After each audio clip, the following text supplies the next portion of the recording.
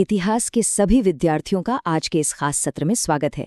आज हम बात करने वाले हैं मध्य प्रदेश के एक ऐसे महान शासक की जिनका नाम तो लगभग सबने सुना है, लेकिन उनका असली व्यक्तित्व आज भी कई रहस्यमयी कहानियों और मिथकों के पीछे छिपा है। तो चलिए सीधे गहराई में उतरते हैं और राजा भोज की इस दिलचस्प दुनिया को डिकोड करते हैं। आज के हमारे इस विश्लेषण में हम इन मुख्य बिंदुओं पर नजर डालेंगे।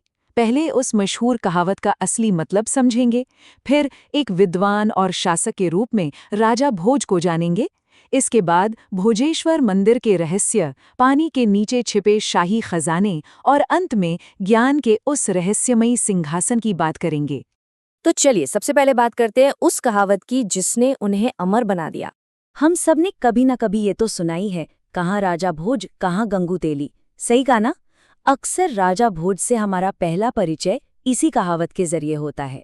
सच बताऊं तो ये सिर्फ कुछ शब्द नहीं है, बल्कि इस बात का बहुत बड़ा सबूत है कि भारतीय इतिहास में उनका कद कितना ऊंचा था।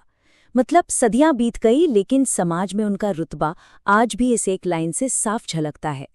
अब आते हैं हमारे दूसरे पहलू पर, एक विद्वान और एक शक्तिशाली शासक के रूप में उनकी पहचान। अब एक इतिहास के विद्यार्थी के नजरिए से देखें तो ऐतिहासिक दस्तावेज चीख चीख कर बताते हैं कि वो सिर्फ एक निडर योद्धा ही नहीं थे, बल्कि वो एक शानदार विद्वान, कमाल के लेखक और कला के बहुत बड़े कदरदान भी थे। सिर्फ तलवार चलाना ही नहीं, बल्कि कलम और कला को भी उन्होंने अपना मजबूत हथियार बनाया, और यही बात उनके शासनकाल को इतना प्रामाणिक और खास बनाती है। अब यहाँ एक बहुत ही दिलचस्प सवाल उठता है, जब इतिहास में तथ्य इतने साफ और स्पष्ट हैं, तो फिर ऐसा क्या हुआ कि इस महान शासक के इर्द गिर्द खजाने और रहस्यों की इतनी सारी किंवदंतियां बन गई? आखिर इन विशाल स्मारकों के नीचे ऐसा क्या छिपा है जिसने लोगों की कल्पनाओं को इतनी उड़ान दी? इसका जवाब ढूंढने के लिए चलिए चलते हैं भोजेश्वर मंदिर के रहस्यों की तरफ। अगर आप वहां की स्थानीय कहानियों पर गौर करें तो लोग पूरे विश्वास के साथ दावा करते हैं कि इस पत्थर के मंदिर के ठीक नीचे बहुत बड़े बड़े गुप्त तहखाने और सुरंगें मौजूद हैं। ऐसी अफवाहें उड़ती रही हैं कि युद्ध के दौरान राजा भोज ने अपना सारा सोना, कीमती रत्न और बेहद जरूरी राजकीय दस्तावेज यहीं छिपाए थे। कुछ लोगों का तो यहाँ तक मानना है कि मंदिर का निर्माण अधूरा इसलिए छोड़ दिया गया क्योंकि खजाने को बचाने का पूरा प्लान ही बदल गया था। और मजे की बात तो ये है कि आज भी कुछ लोग रात के सन्नाटे में इस मंदिर के आसपास अजीब सी रहस्यमय आवाजें सुनने का दावा करते हैं। चलिए अब जमीन से निकलकर पानी की तरफ बढ़ते हैं और बात करते हैं जलमग्न शाही खजाने की। ये बहुत ही कमाल का कॉन्ट्रास्ट है। एक तरफ भोजेश्वर मंदिर के जमीन से जुड़े रहस्य हैं और दूसरी तरफ भोजताल के पानी में छिपे राज। भोजताल, जो कि एक बहुत बड़ी झील है जिसे खुद राजा भोज ने बनवाया था। वहाँ की लोक कथाएं बड़े जोर शोर से ये कहती हैं कि उस झील के बनने से पहले वहाँ गुप्त शाही कमरे हुआ करते थे, और ऐसा कहा जाता है कि जानबूझकर उन कमरों और शाही खजाने को पानी में डुबोकर हमेशा के लिए छिपा दिया गया। हालांकि इतिहास में इसका कोई ठोस प्रमाण नहीं मिलता, लेकिन ये किस्से बताते हैं कि कैसे उनके शासनकाल के रहस्यों को जमीन और पानी दोनों के साथ इतनी गहराई से जोड़ दिया गया है। और अब बात करते हैं उनके सबसे दिलचस्प पहलू की, ज्ञान का सिंहासन। आप लोगों ने सिंहासन बत्तीसी की वो मशहूर किंवदंती तो सुनी ही होगी।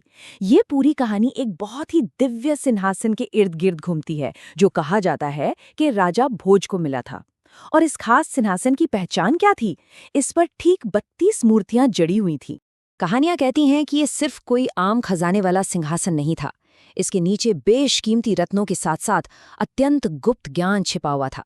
लेकिन एक बहुत बड़ी शर्त थी। इसकी 32 मूर्तियां ये तय करती थीं कि ये गहरा ज्ञान और रहस्य उसी के सामने खुलेंगे जो सच में एक योग्य व्यक्ति होगा। ये चीज़ हमें बहुत अच्छे से समझाती है कि राजा भोज की असली लिगासी सिर्फ सोने चांदी तक सीमित नहीं थी, बल्कि ज्ञान और बुद्धिमत्ता ही उनकी सबसे बड़ी दौलत थी। अब इस पूरे सत्र को अगर हम एक जगह समेटें तो हमें एक बहुत ही दिलचस्प विरोधाभास देखने को मिलता है। देखिए, एक तरफ तो आधिकारिक तौर पर कोई सबूत नहीं है, मतलब आज तक किसी भी सरकारी जांच में कोई खजाना नहीं मिला है। लेकिन दूसरी तरफ इसका सांस्कृतिक प्रभाव बहुत ही गहरा और व्यापक है। मध्य प्रदेश की स्थानीय मान्यताओं और ऐतिहासिक चर्चाओं ने इन कहानियों को आज भी पूरी तरह से जिंदा रखा है। जमीन के नीचे भौतिक खजाना हो या ना हो, लेकिन इन किंवदंतियों का जो असर है ना, वो बिल्कुल असली है।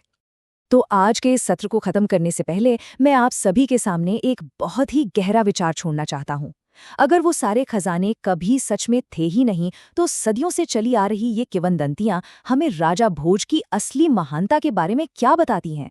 जरा सोचिए, एक ऐतिहासिक शख्सियत का कद इतना विशाल कैसे हो सकता है कि वो अपने पीछे मिथकों और कहानियों की एक कभी न मिटने वाली अमर विरासत छोड़ जाए? सोचने वाली बात है ना?